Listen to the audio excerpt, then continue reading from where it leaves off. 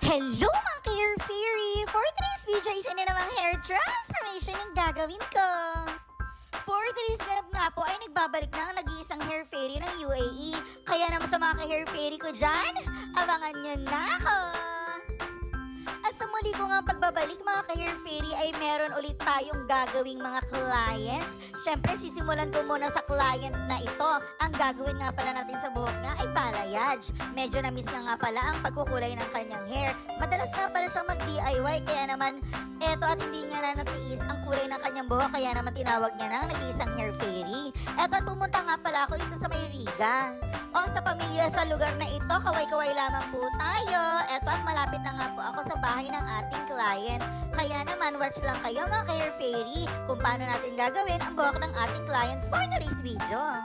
Bago ko nga pala simulan ng pagkukulay ay inanalyze ko munang mabuti ang kanyang buhok.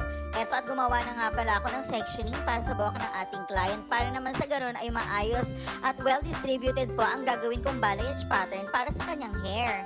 Eto at tinimpla ko na nga po ang panggawa ng balayage. Bleaching nga pala ito at gumagamit lamang po ako ng low volume of ammonia para naman sa ganun ay maprotektahan pa rin natin ang buhok ng ating client mula sa pagkasira. Sa tuwing gumagawa nga ako ng balayage pattern sa aking mga client, ay talaga namang sinisigurado kong pantay at nailapat ko ng maayos ang paglalagay ng mga chemicals sa kanilang buhok para naman sa ganon ay maganda rin ang maging resulta nito after po nakabuo ang procedure. 25 to 30 minutes ko nga palang ibinababad itong highlights or balayage pattern nito sa buhok ng ating client at sinecheck ko po siya every 5 minutes para naman sa ganun ay maiwasan nating masunog or ma-damage ang buhok po ng ating client. Ito na nga pala yung combination ng color para sa toner po na gagawin natin for today's video. Sa mga puntong ito nga po ay nag-a-apply na ako ng toner or yung pinaka-top color po sa buhok ng ating client.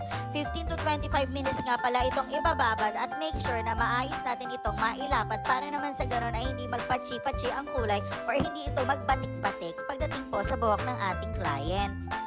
Ang balayage nga pala ay kumukupas, mga ilang buwan lamang po ang tinatagal nito. Kaya naman sa mga ka-hair fairy ko dyan, wag po tayo mag-e-expect na magtatagal po ito ng forever. Kahit po sa buhok ay wala rin pong forever. At eto na nga po mga ka-hair fairy, eto nga po yung buhok ng ating client before. As you can see, hindi na po pantay ang kulay ng kanyang hair. Pachi-pachi na po ang kulay at talaga namang hindi na rin po talaga pantay-pantay. Medyo mahaba na rin po ang tubo ng kanyang regrowth hair. Kaya naman sa ganon ay kinailangan na niya ng tulong ng nag-iisang hair fairy. Ayan po ang kulay ng kanyang buhok, hati po sa tatlo. May black, may brown at may dark brown. Kaya naman tatakpan po muna natin at i-reveal na po natin ang magandang resulta.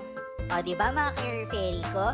Tatandaan po natin ha mga ka-hair fairy, nasa amin po mga hairstylist ang gawa at nasa inyo pa rin po mga client ang pag-aalaga. Kaya naman kung gusto nyo maging healthy pa rin ang buhok ninyo, wag po natin itong aabusuhin. Dahil katulad po nating mga tao, ang buhok po natin ay parte lang po ng katawan nating mga tao. Kaya naman po, wag po natin itong masyadong bubugbugin or aabusuhin sa paglalagay ng kung ano-ano mga chemicals. Mas maigi pa rin po na humingi tayo ng mga advice sa mga professional hairdresser. Yun lamang po mga ka-hair fairy. Much love, God bless, spread love, not virus.